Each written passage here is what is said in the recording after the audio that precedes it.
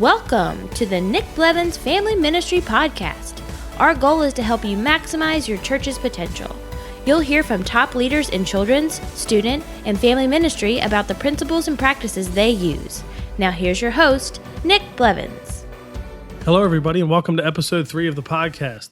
We started the whole thing with back-to-back episodes, one day after the next, with a great interview with L. Campbell, and then the next day, another interview with Frank Beeler.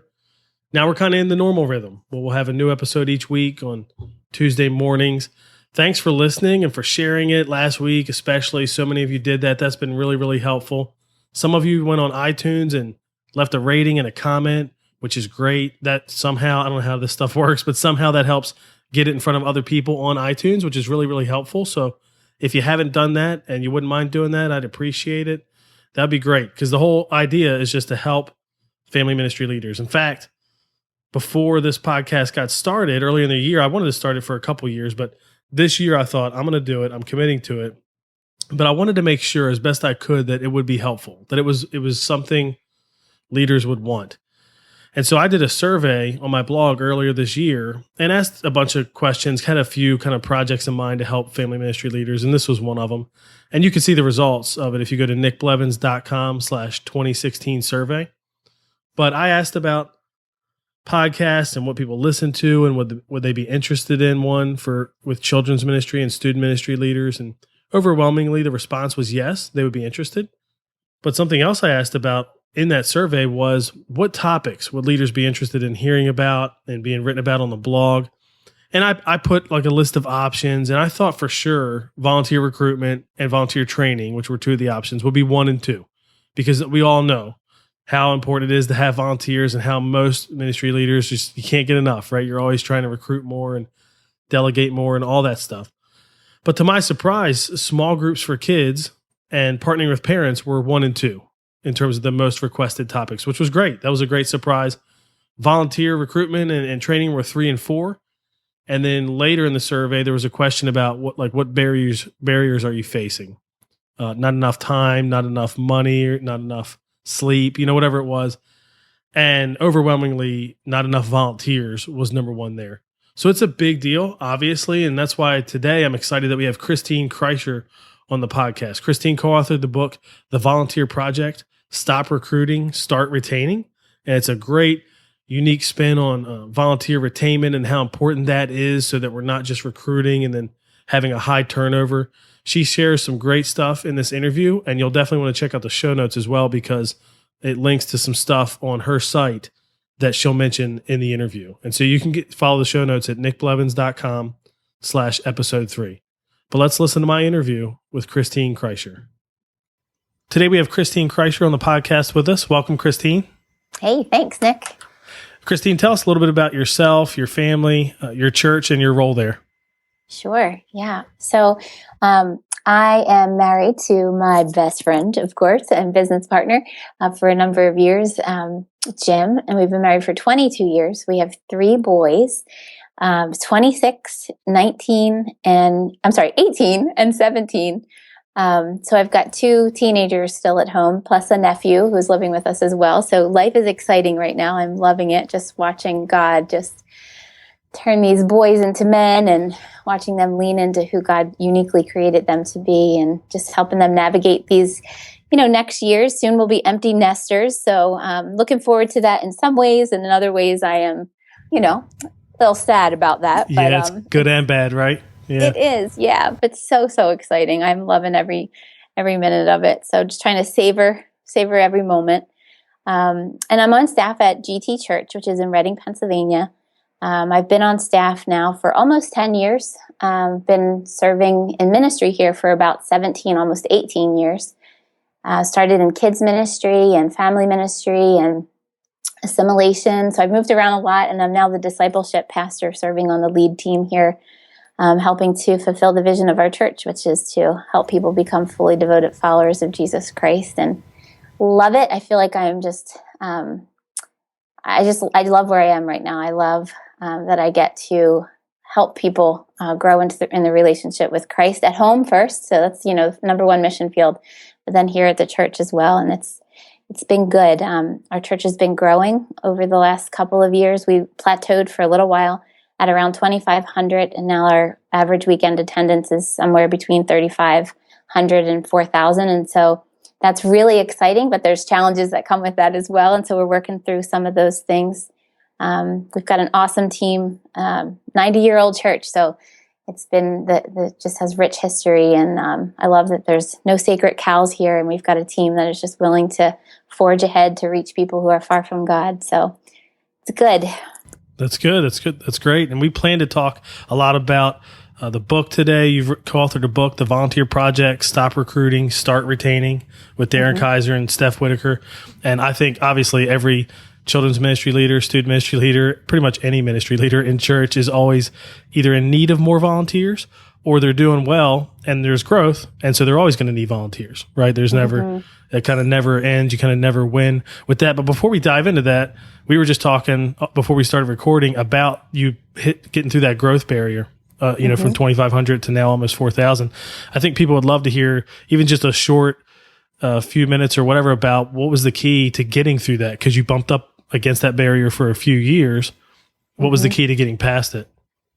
Yeah, I would say that I think for a while, so we were plateaued for about almost 5 years at around 2,500. And trying to figure out why, because our outreach numbers were great. Our number of first-time guests was huge and tracking with some of the fastest growing churches in the nation.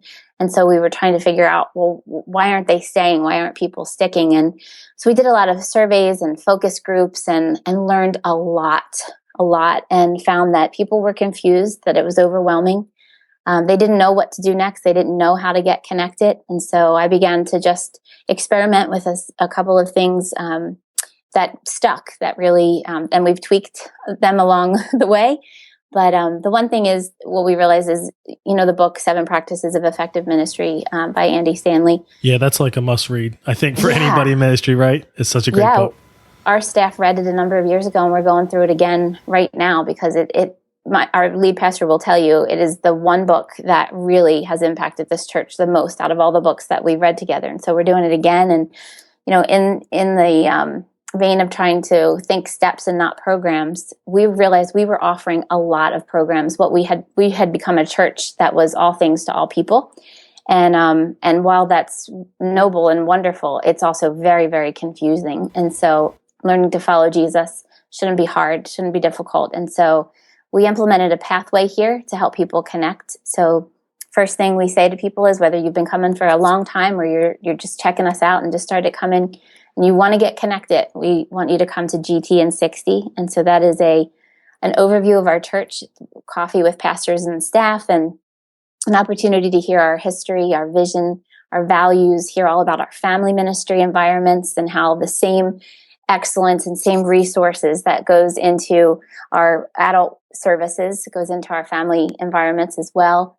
And it's an opportunity to invite people to take a next step. And for us, that's called First Steps. It's a 3-week life group experience where they hear more about how we fulfill the vision of our church, how we help people become fully devoted followers of Jesus Christ. We talk about the importance of biblical community that can only be offered in life groups. And then we talk about our serve process and how we help people find the perfect volunteer opportunity for them.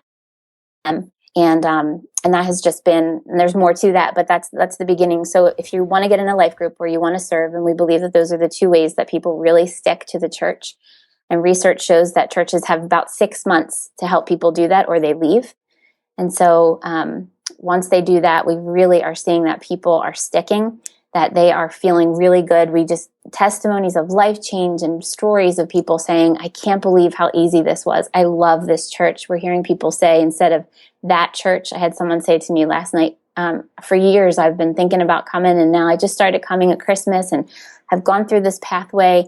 And now every time I drive by, I say, that's my church. That's my church. And I just thought, yes, that's what it's all about. That's what it should look like. And so we're excited about what God's doing. That's awesome.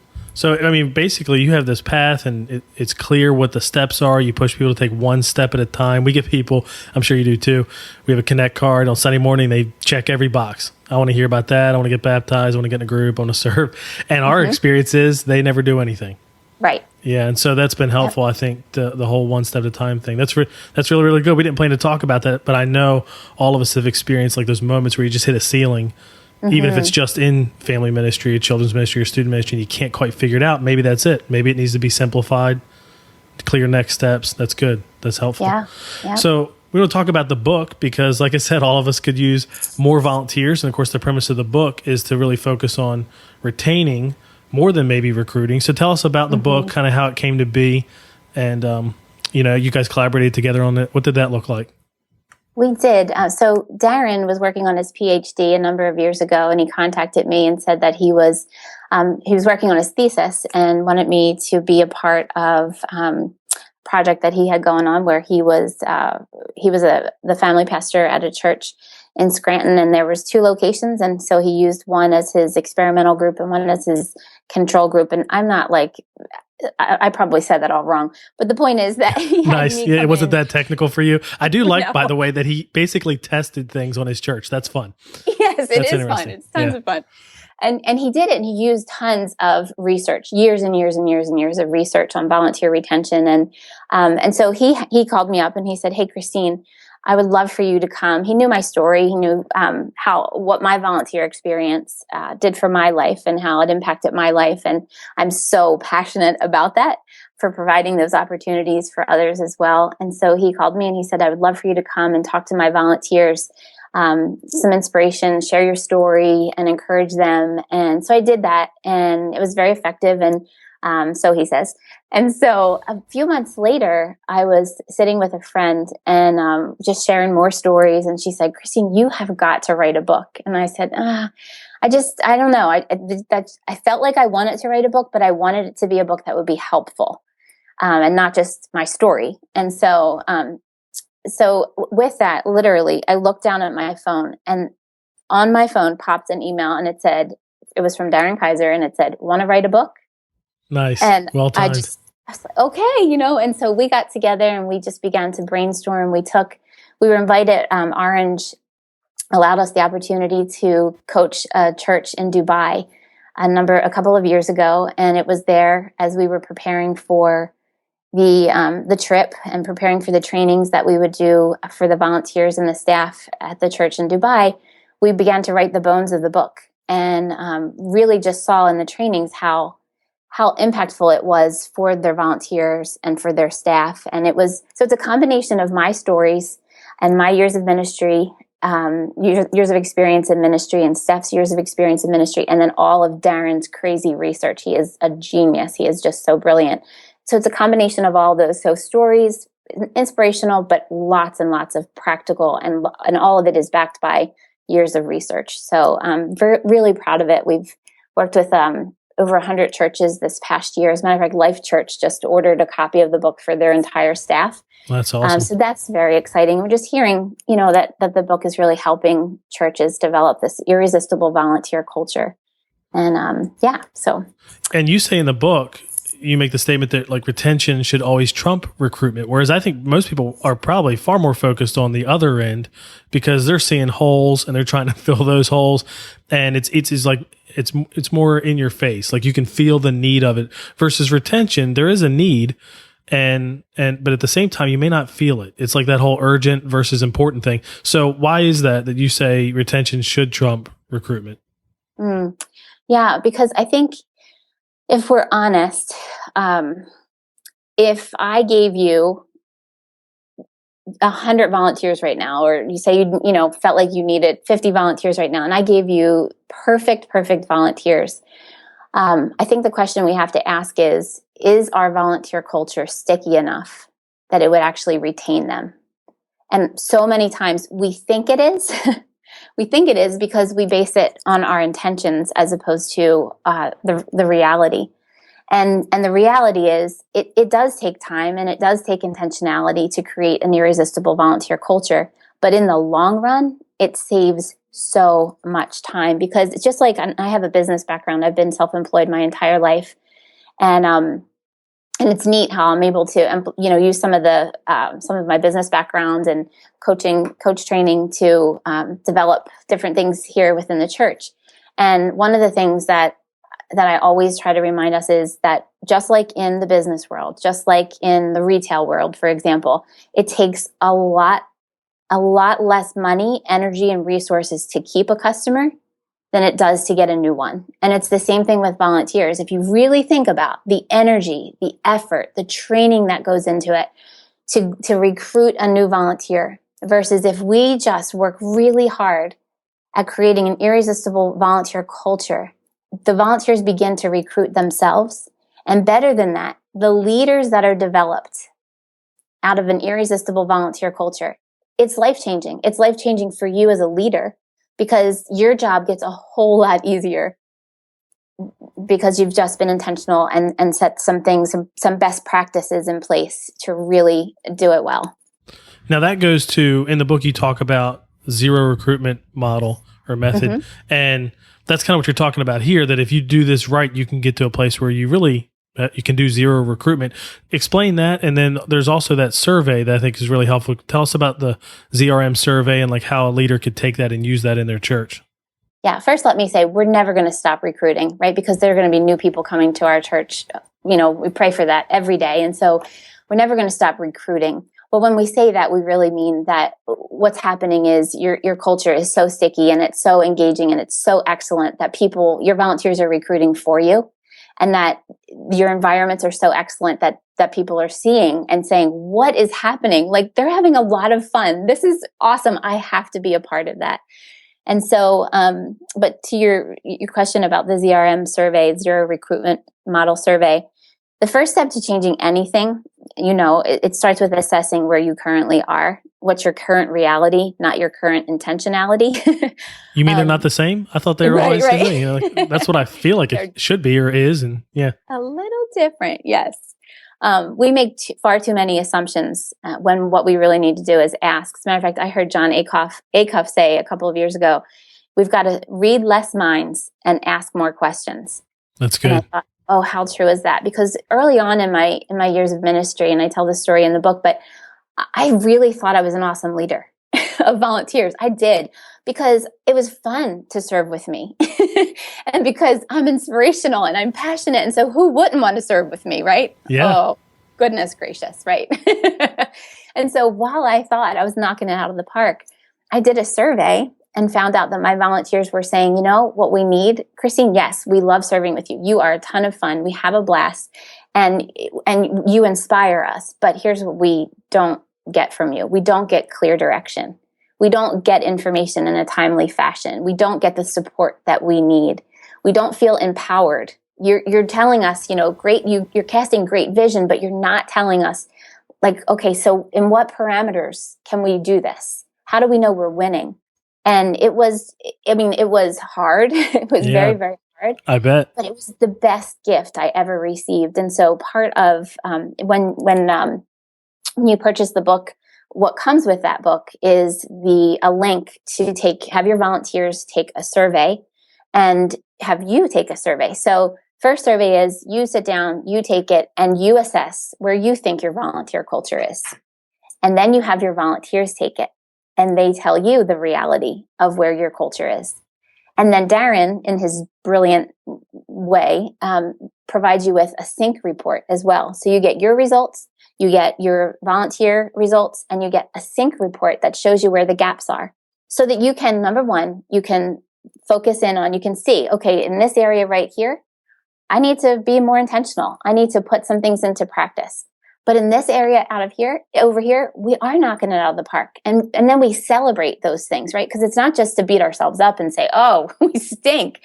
But it's also to be able to celebrate, because what gets celebrated gets repeated, right? So we need to do more of those things. And so the survey really, it makes it so, so, so easy. And like I said, we worked with over 100 churches in this past year, and they are just saying how helpful it was. And so I love that. And I'm just looking forward to being a part of more change and helping more churches, more That's great. organizations.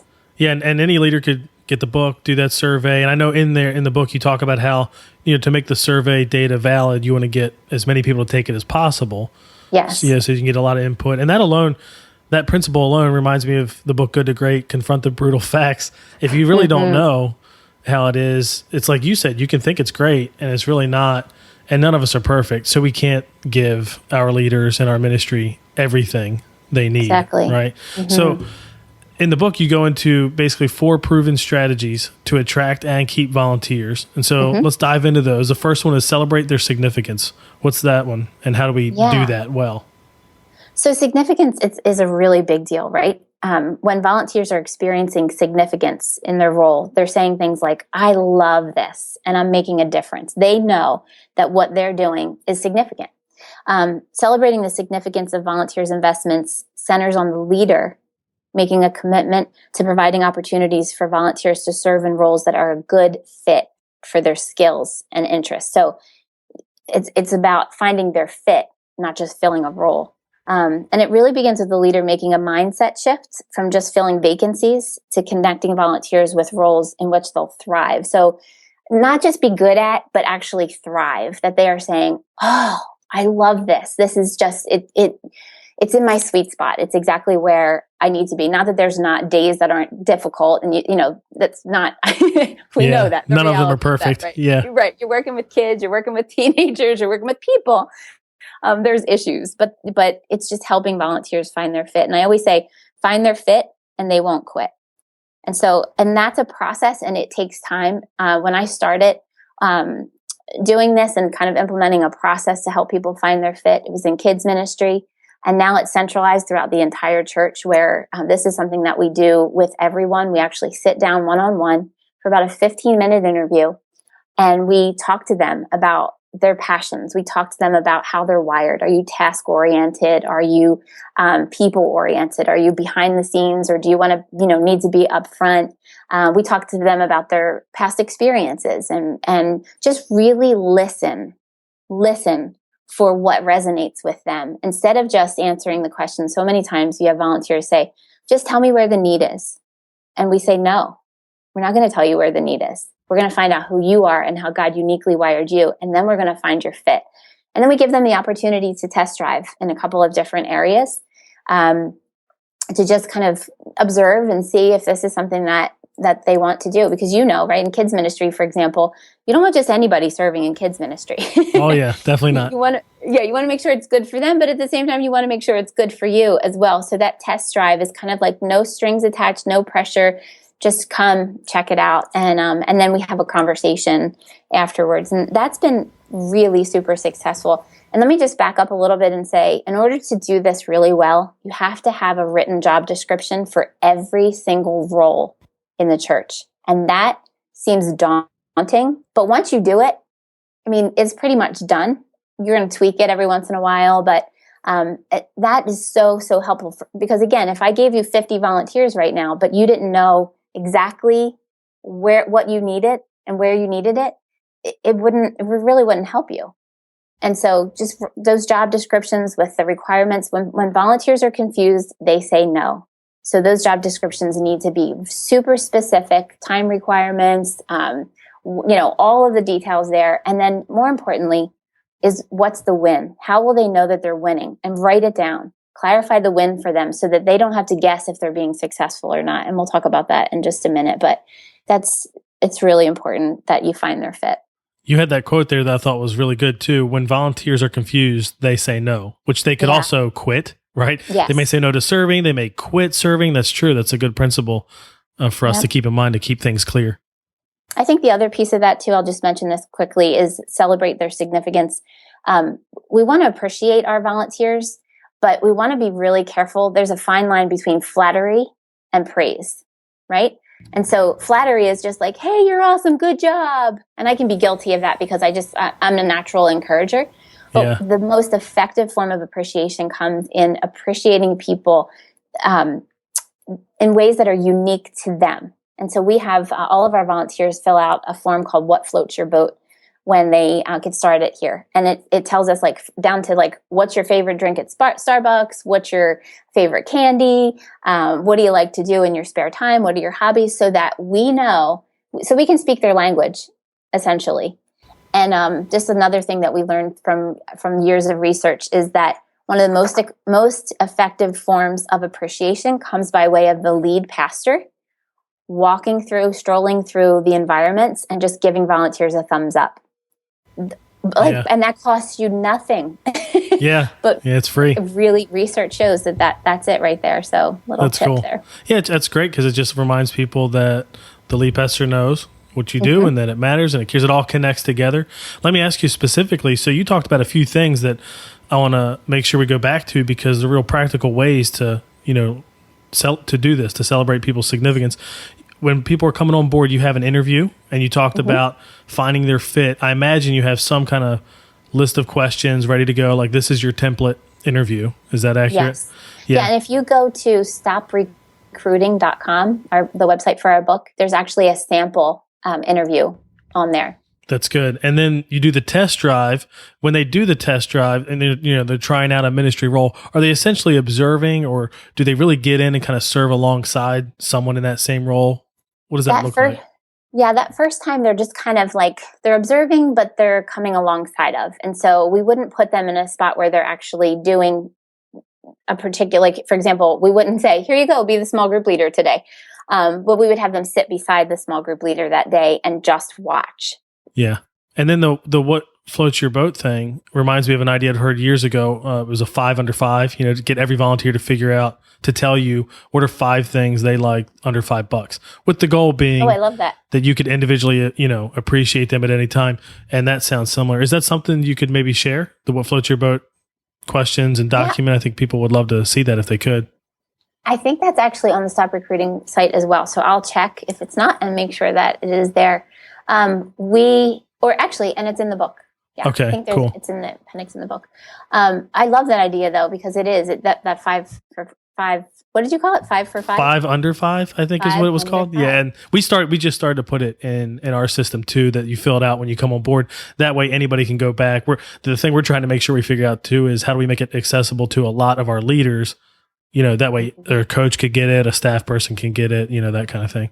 Yes, I love that. Yeah, and what happens is you ask them that question, and then 3 months later, they forget that they told you those things. So when you give them, one of my volunteers, she loves whatchamacallit candy bars. And so every once in a while, I'll just pick up a whatchamacallit, and she's like, I can't believe you, and it means so much, and it costs 50 cents. That's cool. Yeah, that's great. Yeah. And some of them might totally forget, how did you know? Yes. You told me. Yeah. That's great. Those are good ideas. So then the next strategy you talk about is provide first-class support. Tell us about that one. Yep. So when volunteers are experiencing first-class support, they're saying things like, I've got what I need and I feel valued. Effective leadership begins with well-informed and resourced volunteers. So we know volunteers should be communicated with often, and they should be provided tools for their roles in advance, right? So not when they show up. That's what I love about, we have bin babes here, and the bin babes are the ones that gather all of our supplies for our small group leaders, so that small group leaders have to show up, prayed up and prepared, have read through their curriculum and ready to go. And all of the supplies for their activities are there. They're available for them. So they don't have to wake up at 3:00 in the morning and say, oh no, I don't have bean bags, or, you know what I mean? Something like that. I think that's really, really important. And then as leaders, we should invest in training for skills that are applicable in a volunteer's home and workplace as well. Not just the role that they're filling in the church, but reaching far beyond that, because we want to add value to people's lives. Because when we do that, it makes them stick, right? Because they're saying, man, not only am I growing in my ability to be a great small group leader or a great coach or whatever it is, but I'm actually becoming a better mom, or I'm becoming a better spouse, or I'm becoming a better coworker or a boss. And those are the things that we really need to look for whenever we're doing, for example, you invite your volunteers for a training. And first of all, I don't call them trainings. I don't call them meetings. They're always parties. So nice. That's just good. one. Yeah, just a little mind game, even if. Yeah. People go to enough meetings, and then training just seems like, but so there's a team building element to all of our trainings or our parties. There's a fun element to all of those things. We talk about in the book, we talk about head, heart, and hands, where you want to make sure you're giving them something for their head. You want to give them something for their heart and something for their hands. So something super practical, something super inspirational, and something that they can walk away and have to remind them of the event. And that can be just the tiniest little things, but so important. The other thing is our weekly huddles. And I remember when I first implemented volunteer huddles 30 minutes before services, I said to all of my small group leaders, okay, guys, I want you to start coming instead of 9:00, and being right on time. And that's not always the case either, right? Yeah, it means 9:15 or It means 9:08 or something. Yeah. And all of a sudden I cast this vision for, we're going to huddle up at 8:30. And I remember the staff here saying, yeah, right. These people don't even come on time. You're not going to get them to come at 8:30. Well, guess what? If you cast enough vision, they'll do anything. And so we just started to talk about the fun things that we would do. We, of course, provided food and coffee. And so that is always an incentive. That's good. What we saw was we had volunteers who were great, but they didn't know each other. So sad. They did not know each other. They weren't connecting at all. And we know that volunteers who feel connected, and that's the next one that we'll talk about, they stick. And so, that's helpful. And I think the huddle idea in general is great as a strategy, even if the only thing you're trying to do with it is get people there on time. But to have that, to be able to cast vision, share stories, I think the combination, our preschool director and I were talking about this today. She was having a little bit of a challenge in preschool with something specific. And you can almost always point it back to, well, there's not a good way for people to be held accountable in a loving, caring way, right? Like a huddle is a way that you're not coming to each person who showed up late and saying, hey, where were you? You slacker. They already know. Yeah. They miss the huddle. They come in late. There's like kind of group accountability there. That's really helpful. That's good. And then other volunteers talk about the huddle and they say, man, this happened in huddle. Because we always do a fun, crazy little team building type of activity. It could take 2 minutes. And then they talk about it. And then you're right. The other volunteers feel like, and then they want to be there the next week because it adds value. Yeah, if it doesn't have value, I guess they still won't come. That's true. Where do you, just simple question, because we ran into this years ago, you're doing huddles every week.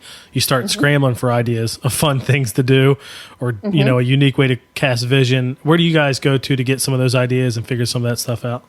Well, you know what we do? I am all about equipping the saints, right? And so I hardly ever do my huddles, and our staff hardly ever does huddles. We have our volunteers take turns. And it's a way to elevate people into a leadership position. And we model it. And then we say, hey, you're up next. And then and so now it's kind of a competition. Who's the best huddle leader? Who can come up with the best activity, the best game, or the best little giveaway?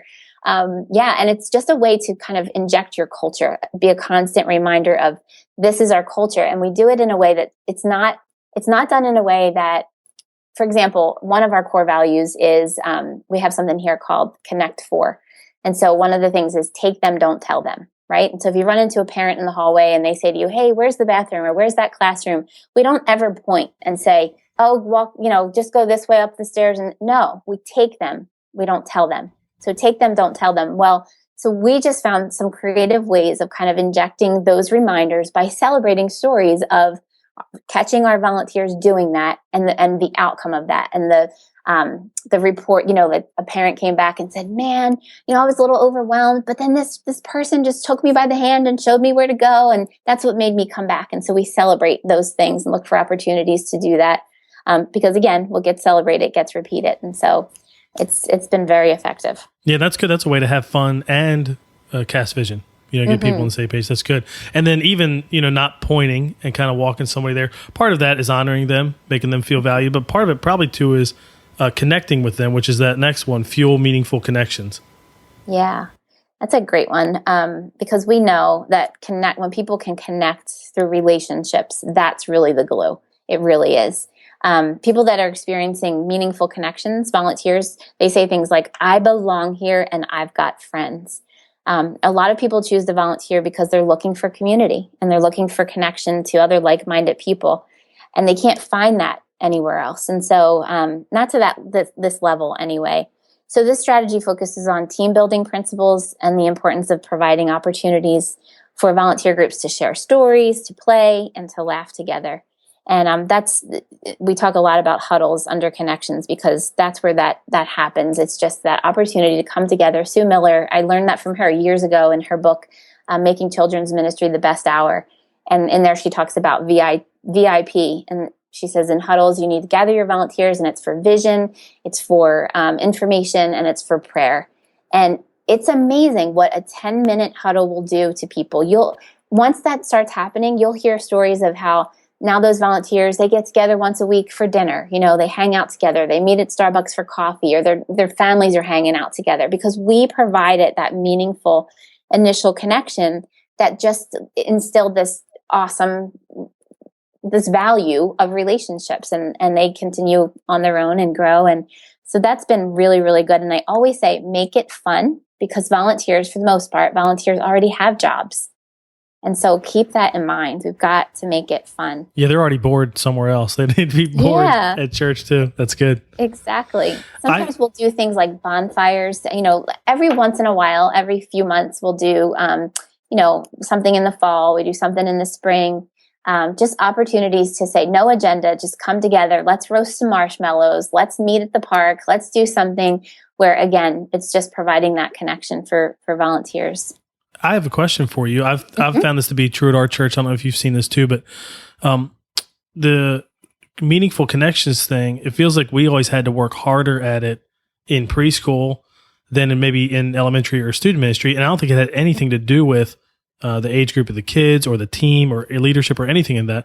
I think it was most of them are serving in smaller rooms. So it might be them and 1 or 2 or 3 other people versus you get into elementary and might be larger rooms. And so maybe you're around more leaders because there's large group time and there's volunteers there and all that stuff. And then even in the student ministry world, sometimes there's more time spent on trips or at events or weekends. And so there's just more downtime to talk versus I noticed in preschool world, a lot of times, especially if you didn't have a huddle, you didn't have a lot of time to talk with other adults. All your time was focused on kids. So I don't know if you've seen that, but we've kind of seen that. Some of our tightest teams, for instance, our FX Family Experience team, when we did that years ago, they were the tightest because they had spent hours every week rehearsing, acting, when nobody else was watching, so they could talk, catch up, see what's going on in each other's lives. So I feel like the less there is of that kind of stuff naturally, the more you need to build it in. Yes, I agree.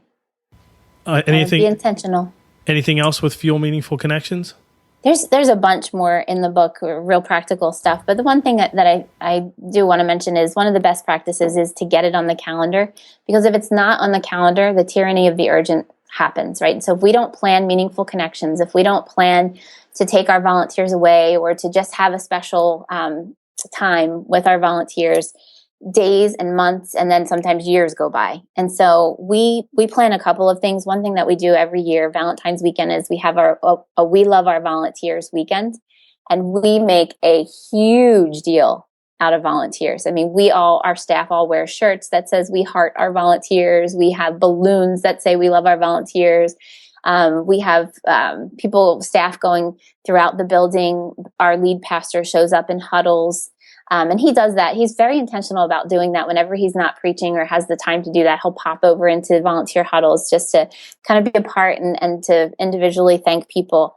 But that is a really great weekend. We share testimonies and just have our volunteers stand and give them a round of applause. And it's just really awesome. And then once a month, we do serve spotlights where we take some of our awesome volunteers and we'll interview them. And we'll ask them to tell us what is it about their volunteer experience that makes them love it and how has it impacted their lives. And oh man, there's hardly one that where you're not crying by the end because it's just so moving to hear how God uses the volunteer experience as such a catalyst for spiritual growth and for connections. And so we celebrate that. And then we say, hey, if you're interested in serving, come to GT and 60 and find out more. And so that's been so good. So that's something you do from stage. And you say once a month? Once a month? Is it a video or is it live? It's a video. Yep. So we record their testimony and it's about a 3-minute video that again just follows up. So it's their story. It's usually one story, and from different departments throughout the church. So we rotate them and we share the video. And then again, at the end of the video, it says, hey, if you're interested in serving, come to GT and 60. And that's where they find out about our serve process and how we can help them find their fit. That's good. And you tie it all in there. That's good with the next steps. Like you clearly come here. That's helpful. And then the last one you have is empower their passions. Tell us about that one. I love this one. So volunteers that are experiencing empowerment say things like, I'm trusted and I have opportunities to develop into a better leader. I think one of the things that we do I think Bill Hybels said this a number of years ago, and it just stuck with me. He said, the number one challenge with volunteers is that we under-challenge them. And I thought, oh, how true. Yeah. We make a lot of assumptions about volunteers. Oh, you're busy, you're this, you're that. And so we don't ask, and we rob people of awesome opportunities. So let me start with the first thing that we have to do is remove the red tape, right? We have to make sure that we provide a clear vision and we provide parameters for our volunteers. Because here's the thing. If as leaders, we don't give a clear vision to our volunteers, they're going to invent their own. And that's really scary. Yeah, that's a problem. Mm-hmm. 17 visions, 37 visions running around. Exactly. Yeah. So we want to remove the red tape. We want to give volunteers permission to carry out the mission their way, with their unique style, with their personalities. But we want to give them a framework. We want them to understand our vision, our values, our strategy. We want them to know, here's the win. Here's how you'll know and will know that you're winning. And so it paints this picture for them where they're able to say, oh, okay, that's attainable. And I can do it my own way. We're empowering them to do it their way, but we're giving them that framework that is just so important. And again, having that win statement for every volunteer role has changed everything. It's just a real game changer for us. And that win statement, just to clarify, the win statement is you're saying this is the most important thing for this role. So like if I leave at the end of the day, I'll know, and the statement is clear enough that I'll know if I've done this or not, right? Exactly. Yep. So for a small group leader, the win statement because some people think I want to teach kids, right?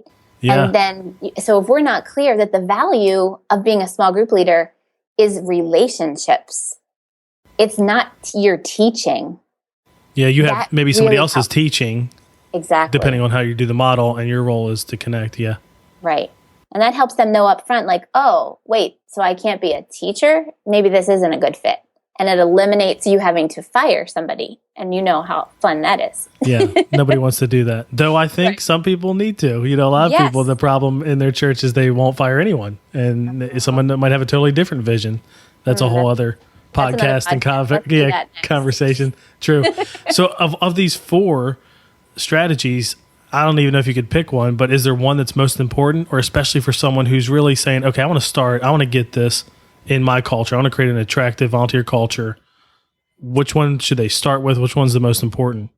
Yeah, I don't think you can separate any of them and say, okay, this one. I think however, let me say this. I think the most important thing that we can do as leaders of volunteers is to recognize that volunteers are a gift, and recognize that volunteering can play and does play a huge role in a person's walk with God.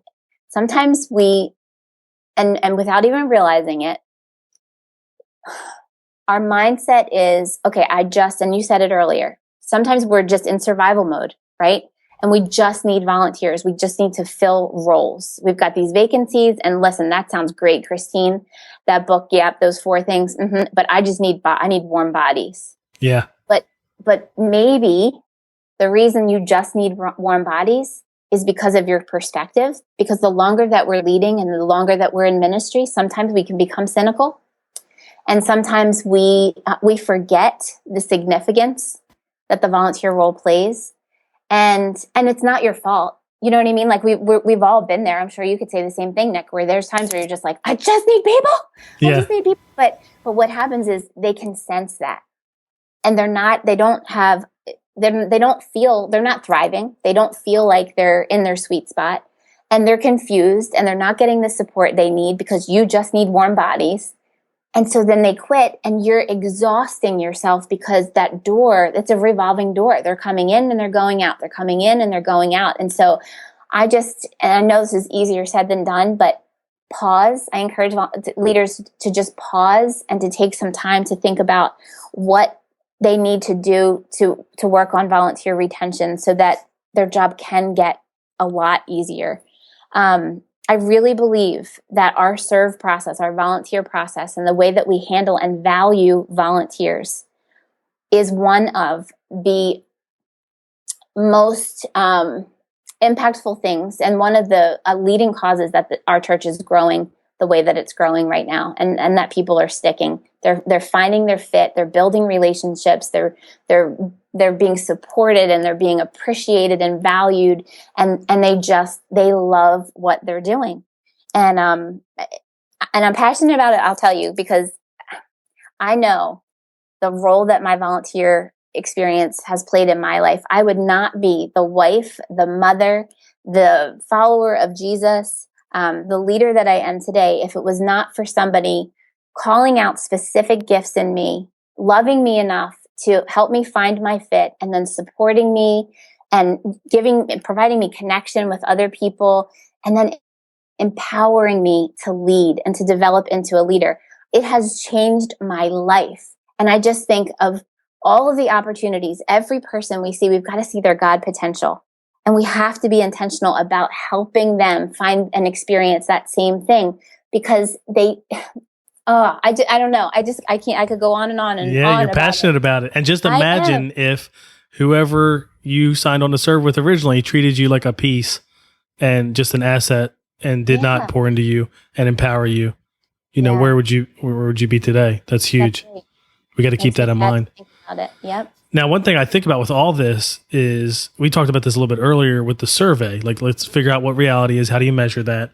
And maybe that's part of it too. But how do you measure volunteer retainment at your church? Because what I find is a lot of churches absolutely measure how many volunteers they have, and sometimes even measure how many they have year over year or whatever, just to see if there's some growth there. But a lot of us don't measure how many we lose in a year. So we might say, hey, we need more volunteers. And we think the problem is recruitment, but it might be retainment. Do you measure that in any way? Do you have any recommendations of what churches could do there to figure out if indeed the back door is way too open? Yeah, so we have a strategic plan, and we have 5 purposes in our strategic plan, and it's find, connect, serve, follow, and lead. And so for each of those core purposes, we have goals and initiatives. And so one of our goals under serve is that we will have 40% of our average adult attendance serving in ministry, volunteering in ministry. And we look at those numbers every month to see where we're tracking. And that's a 5-year goal. It's part of our 5-year strategic plan. And so when we started out, we were around 20-something%. And now I think we're getting close to 35, and creeping up to that 40% number. And that's something that we keep an eye on. We have gauges that help us to track all of those purposes. So every month, our leadership team gets a report that shows us these gauges that tells us, are we in the red, the yellow, or the green? Are we doing good?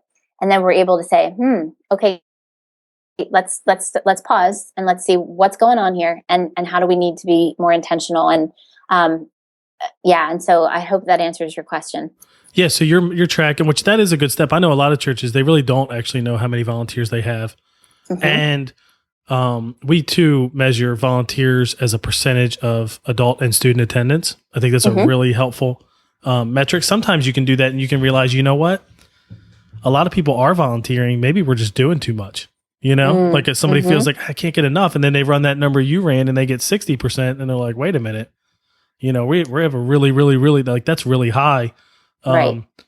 Maybe something else is going on there. But do you know, do any of the leaders at your church, or did you ever know how many you lost in a year? Like, that's what I know I'm personally wrestling with too, is can we do a good job of figuring out, this year we added, just think in one ministry, this year we added 20 and we lost 12, or this year we added 100 and we lost 75, or whatever. Like, did we even net more than we had? Because sometimes you can grow year to year, right? Hey, we have 20 more than we had last year. But if it were me, I could be alarmed if I realized we do have 20 more than last year, but that's because we added 100 and lost 80. That doesn't feel good, to lose 80 volunteers. Have you ever heard anybody doing that? Did you ever do anything like that to measure it and just, I don't know, keep a pulse on it? I feel like it's easy to just not even know what's going on. Yeah, we do. We measure everything. Over the last couple of years, we just said, we've got to be able to measure, because we're going to just talk theory and make a bunch of assumptions if we're not measuring. And so we do. We measure everything. We look at the number of volunteers we had last year, the number of volunteers that we have this year. We look at how many people are coached And then how many people actually so they go through the serve coaching process. They come to GT in 60, they go to First Steps to connect, and then they sit down with a serve coach, they test drive. How many people are actually getting into and being assimilated into a volunteer role? And so we track all of that. Yeah, that's really good. helpful. I'm guessing the answer is no, but is there any idea, if you know off the top of your head, what percentage you do get that go through it and stick? Because I've talked to other ministry leaders and family ministry specifically, who it's lower, much lower than they'd like. 1 out of 3, 1 out of 4, from express interest to serve. Yeah. I wish I had those numbers. I don't want to. I have them in my head, but I feel like they would probably be wrong because No, that's okay. I hate to do that. Well, what I will tell you is, since we implemented our pathway, and people come to GT in 60 and they go to 3 weeks of First Steps to connect, the retention number is so much higher, significantly higher, because what you don't have now is a bunch of emotional responses. So we do that serve spotlight. People respond, they check off on the card, I want to serve. And then they never do anything. Yeah. Right. And then, so you had those numbers figured in. Now we're eliminating all of that. And we're saying, come to GT in 60, come to First Steps. And now the people that come out of that, they get our church DNA. They've decided, yes, this is my church. I want to invest here. I want to plant my roots here. And so the numbers are much, much higher. That's good. That's good to know. And even if you figure out the number, maybe just be helpful. We can put that in the show notes later. You can email it. We can stick it in there. I think people would like to see that. Well, this has been really, really helpful. Thank you so much for giving us the time. And for anybody that's listening along, we went through a lot of the principles in the book, but you definitely want to get the book because you have practical steps with each of the 4 proven strategies, stories about what it looked like, and all those resources on the website as well. StopRecruiting.com, right? Mm-hmm. Yes, and the survey is free. I don't know if I said that or not, but it's not an additional fee for the survey. And it's invaluable. Yeah, that's good. Well, thank you, Christine. This has been really helpful. Thanks, Nick. It's been great talking with you. Don't you love it when you just get more than you bargained for, right? I mean, we wanted to talk with Christine about stop recruiting, start retaining, how to retain volunteers. But I love how they streamlined the path, the steps that they want people to take in their church. And for them, that was huge in terms of breaking a kind of a growth barrier. I remember talking with Christine years ago when they were still plateaued in terms of church growth and attendance. And clearly that really just helped them push right through that, which is awesome. So you'll definitely want to check out StopRecruiting.com. There's a downloads link there, and it's just all kind of great resources. Christine recently did some breakouts at the Orange Conference, and some of those notes are there. The Float Your Boat volunteer thing, if you heard that, you're probably thinking, man, that might be great for my ministry. You can download that form there. So it's just tons of great stuff. You'll want to check that out. We link all of it from the show notes as well at nickblevins.com/episode 3. I hope you really enjoyed it. I hope it's helpful, and I'd love to hear how you apply it. Email me at nick@nickblevins.com or reply to me on Twitter. I'm at Nick Blevins on Twitter. I'd love to hear how it's helping you in your ministry. And be sure to subscribe in iTunes and Stitcher so you don't miss anything, because next week we'll hear from Jim Weidman. Many of you know Jim Weidman. He's just awesome. That man has more knowledge and experience and wisdom than you could possibly imagine. I don't know how he does it all and how he knows so much, but he does. And we actually talk about something maybe you wouldn't expect with Jim, and that's the importance of figuring out when we're serving in a role and on staff at a church or whatever it might be, of asking the question, is this the right fit? Is this where I should be? Should I stay here or should I go? And we talk about with Jim, and you don't want to miss it. So we'll see you next week in the Nick Blevins Family Ministry Podcast. Thanks for listening to the Nick Blevins Family Ministry Podcast. We hope this helps you maximize your church's potential. We would love to hear stories of how you apply what you've learned. You can do that by leaving a comment on iTunes or in the show notes at nickblevins.com.